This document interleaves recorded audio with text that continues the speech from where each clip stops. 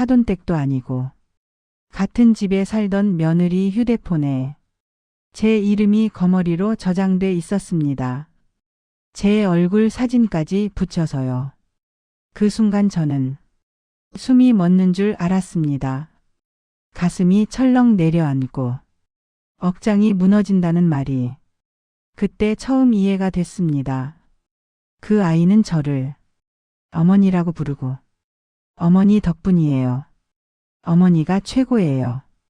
이러던 사람이었습니다. 그날 밤 저는 눈물을 흘리며 마음속 깊이 다짐했습니다. 더 이상 이곳은 내 집이 아니다.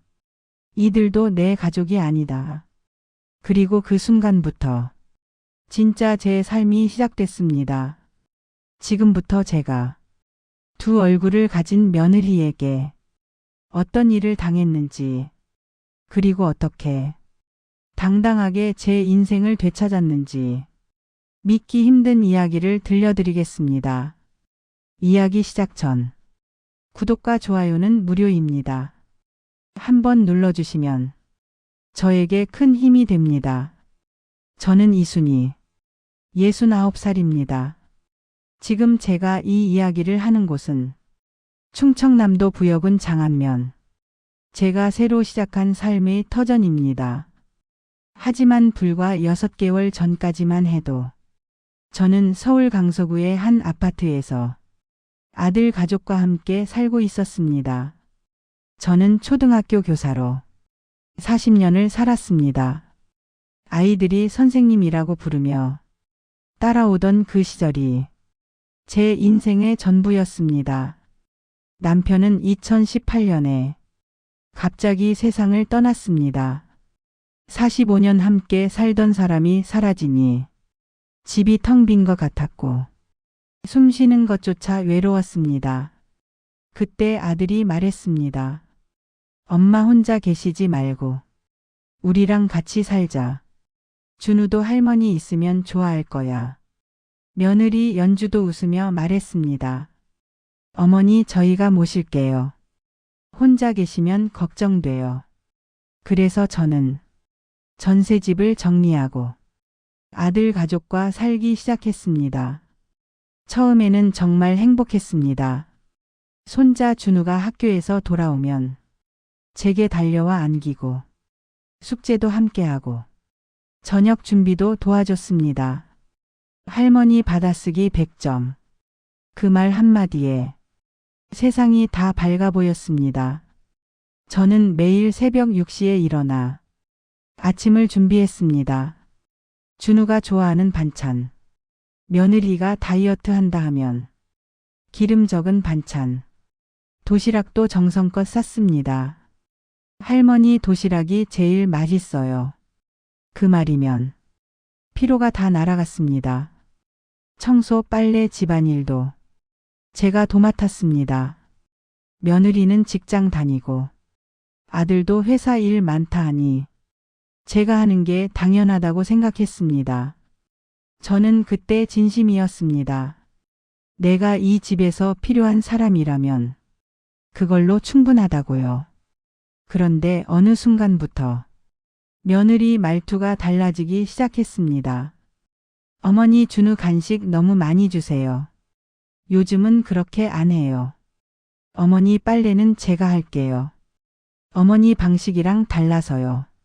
처음엔 대수롭지 않게 넘겼습니다. 젊은 사람 방식이 있겠지. 그렇게 생각했습니다. 하지만 지적이 점점 늘었습니다. 어머니 청소는 그렇게 하시면 안 돼요. 요즘은 이 세제 써야 해요.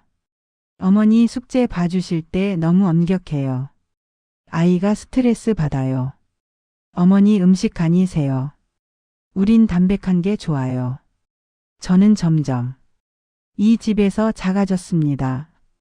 특히 준우 일에서는 더 서러웠습니다.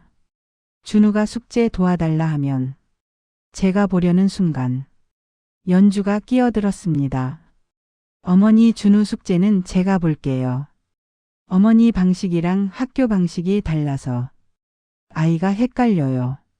40년 교사였던 제가 손자 하나 제대로 못 가르친다는 말로 들렸습니다. 그날 저는 방에 들어가 혼자 울었습니다. 그런데 진짜 일은 그 다음부터였습니다. 어느 날 연주가 목욕 중인데 준우가 말했습니다. 할머니 엄마 폰 좀 찾아주세요. 어디 있는지 모르겠어요. 저는 방을 찾다가 침대 밑에서 폰을 발견했습니다. 제가 전화를 걸어 찾던 중이라 화면이 켜져 있었습니다. 그리고 그 순간 발신자 이름이 보였습니다. 거머리. 처음엔 제가 잘못 본 줄 알았습니다. 다시 봤습니다. 분명했습니다. 제 얼굴 사진까지 붙여서 거머리라고 저장돼 있었습니다. 그 순간 머릿속이 하얘졌습니다. 심장이 쿵쾅거렸고 귀가 멍해졌습니다. 거머리. 피 빨아먹는 기생충. 며느리는 저를 그렇게 보고 있었던 겁니다. 저는 아무 말도 못했습니다.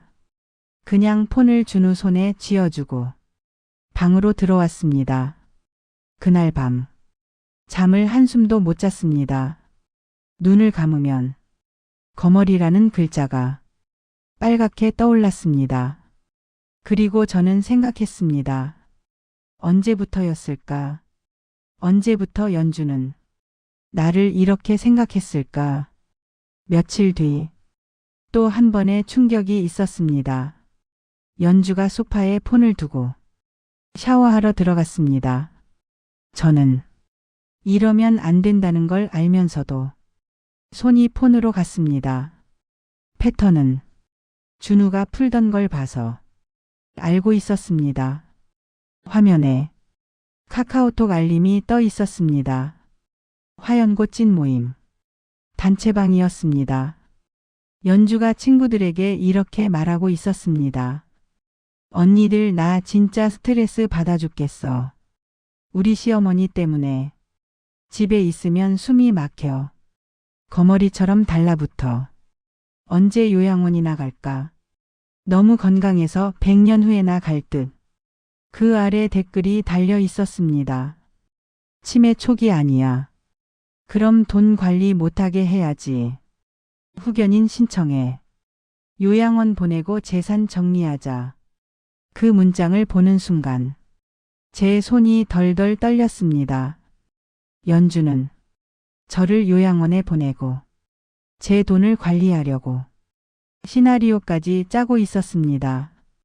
그날부터 연주의 행동이 다르게 보였습니다. 이웃 앞에서는 완전히 다른 얼굴을 하고 있었습니다. 관리사무소 사람이 오면 연주는 밝게 웃으며 말했습니다. 우리 어머니 너무 좋으세요.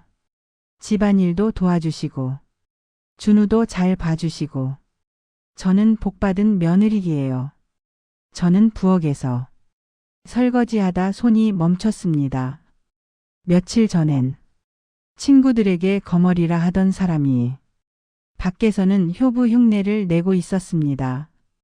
그때 저는 확실히 알았습니다. 연주는 두 얼굴을 가진 사람이다. 밖에서는 착한 며느리, 집에서는 나를 무시하고 조롱한다. 그리고 더 억울한 사실이 있었습니다. 제가 이 집에 기생하는 사람이 아니었습니다. 집 살 때 매매대금 7억 전부 제가 냈습니다.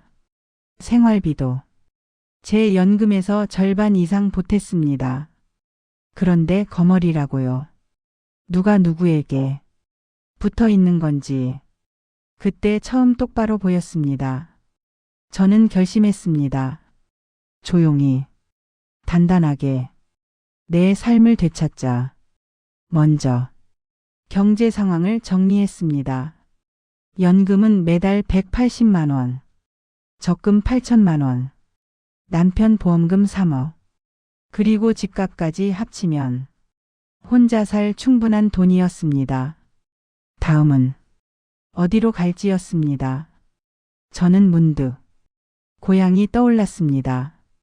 충청남도 부여. 어릴 적 뛰놀던 곳. 공기 맑고 조용한 곳. 저는 오랜 동료 교사 영숙이에게 전화를 걸었습니다. 나 순이야. 나 좀 만나자. 상의할 일이 있어. 카페에서 저는 거머리 사건부터 단체방 내용까지 모든 걸 말했습니다. 영숙이는 제 손을 잡았습니다. 순이야. 너 이제 독립해야 해. 너는 충분히 혼자 살 수 있어. 그 말이 제 등을 밀었습니다. 저는 부여로 내려가 집을 보러 다녔습니다. 작은 정원이 딸린 단독주택이 하나 있었습니다. 가격은 9천만 원. 집은 작았지만 햇빛이 잘 들었고 텃밭도 할 수 있었습니다. 저는 그 자리에서 계약금을 걸었습니다. 그날 기차 안에서 저는 창밖을 보며 속으로 말했습니다. 이제 진짜 시작이다. 그 뒤로 저는 서울 집도 매도 준비를 했습니다. 그리고 그 과정에서 연주가 이상하게 눈치를 채기 시작했습니다. 어머니 요즘 자주 나가시네요.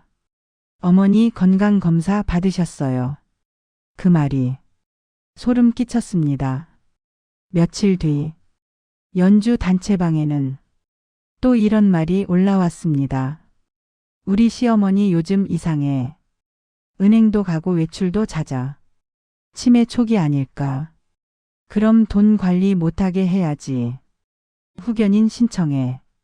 그걸 본 순간 저는 계획을 앞당기기로 했습니다. 그리고 마침내 결정적인 날이 왔습니다. 부여집 잔금을 치른 날. 집에 돌아오니 거실에 가족이 모여 앉아 있었습니다. 아들이 진지하게 말했습니다. 엄마 요즘 깜빡하시는 것 같아서 검사 한번 받아보는 게 어떨까? 며느리는 맞장구 쳤습니다. 치매 검사요. 요즘 그런 분들 많대요. 그 순간 제 안에서 뭔가가 끊어졌습니다. 저는 차분하게 물었습니다. 연주야. 내 폰에 저장된 내 이름. 뭔지 아니? 거실이 조용해졌습니다. 저는 말했습니다. 거머리. 내 이름이 거머리더라. 연주는 하얗게 질렸고 아들은 멍해졌습니다. 연주는 급히 변명했습니다. 어머니 그건 농담이에요. 스트레스 받아서. 저는 휴대폰을 꺼내 캡처해둔 대화를 보여줬습니다. 치매인 척하면 되잖아. 요양원 보내고 재산 정리하자. 그 문장을 본 아들은 연주를 바라봤습니다. 이게 뭐야? 이건 너무 심한 거 아니야. 저는 그때 아들이 제 편이 되리라 잠깐 기대했습니다. 하지만 아들이 말했습니다. 그래도 연주도 스트레스 받았을 거야. 오해일 수도 있고. 그 말에 제 마지막 희망이 꺼졌습니다. 저는 알았습니다. 이 집에서 나는 혼자였다. 저는 조용히 서류 봉투를 꺼냈습니다. 집 매도 준비 서류였습니다. 이 집은 내 명이야. 매수자도 곧 나온다. 그리고 부여집 계약서도 보여줬습니다. 나는 고향으로 갈 거야. 여기서 더는 못 살아. 연주는 울며 무릎을 꿇었습니다. 어머니 제발 용서해 주세요. 아들은 제 팔을 잡았습니다. 엄마 한 번만 더 생각해 봐요. 저는 똑바로 말했습니다. 5년 동안 생각할 시간은 충분했다. 그리고 마지막으로 연주는 이런 말을 했습니다. 어머니 그럼 재산은요? 그 말을 듣는 순간 저는 씁쓸하게 웃었습니다. 마지막까지 돈이었구나. 저는 통장 기록을 보여줬습니다. 집 살 때 7억. 생활비도 내 연금에서 절반 이상. 너희가 나에게 붙어 살면서 나를 거머리라 불렀구나. 그날 밤부터 연주와 아들은 태도를 바꿨습니다. 마사지 해드릴까요? 산책 가실까요? 어머니 건강이 제일이에요. 하지만 저는 그게 진심이 아닌 걸 이미 알았습니다. 며칠 뒤 부동산에서 연락이 왔습니다. 선생님, 매수자 나왔습니다. 8억 2천에 바로 계약 원합니다. 저는 말했습니다. 좋습니다. 그리고 이사 당일 새벽 저는 조용히 캐리어를 꺼냈습니다. 69년 인생을 담기엔 작았지만 새로 시작하기엔 충분했습니다. 연주가 나왔습니다. 어머니 진짜 가시는 거예요. 저는 담담하게 말했습니다. 그래. 오늘이 마지막이야. 준우가 울며 제 다리를 잡았습니다. 할머니 어디 가요? 나도 같이 갈래요. 그 아이 목소리가 가슴을 찢었습니다. 하지만 저는 뒤돌아보지 않았습니다. 저는 마지막으로 말했습니다. 너희는 나 없이도 살아. 나는 이제 나를 살리러 간다. 그리고 문을 닫았습니다. 부여에 내려온 지 이제 몇 달이 됐습니다. 처음엔 전화가 수백 통 왔습니다. 하지만 저는 받지 않았습니다. 여기서 저는 처음으로 사람 대접을 받고 살았습니다. 텃밭에 물 주고 이웃들과 차 마시고 경로당 아이들 한글도 가르쳤습니다. 서울에서는 손자 숙제도 못 봐준다 무시당했는데 여기서는 순이 선생님이라 불리며 존중을 받았습니다. 그리고 무엇보다 저는 더 이상 거머리가 아니었습니다. 그 단어 하나가 저를 깨웠습니다. 존중받지 못하는 곳을 떠나는 건 이기적인 게 아닙니다. 그건 살아내기 위한 용기입니다. 나이 많다고, 가족이니까 참아야 한다고 스스로를 묶어두지 마세요. 여러분도 존중받을 자격이 있는 소중한 사람입니다. 오늘 제 이야기가 누군가에게 작은 용기가 되었으면 좋겠습니다. 끝까지 들어주셔서 감사합니다. 구독과 좋아요는 무료입니다. 한번 눌러주시면 큰 힘이 됩니다. 그리고 여러분은 이순희의 선택이 어땠다고 생각하시는지 댓글로 남겨주세요. 모두 건강하시고 평안하시길 바랍니다.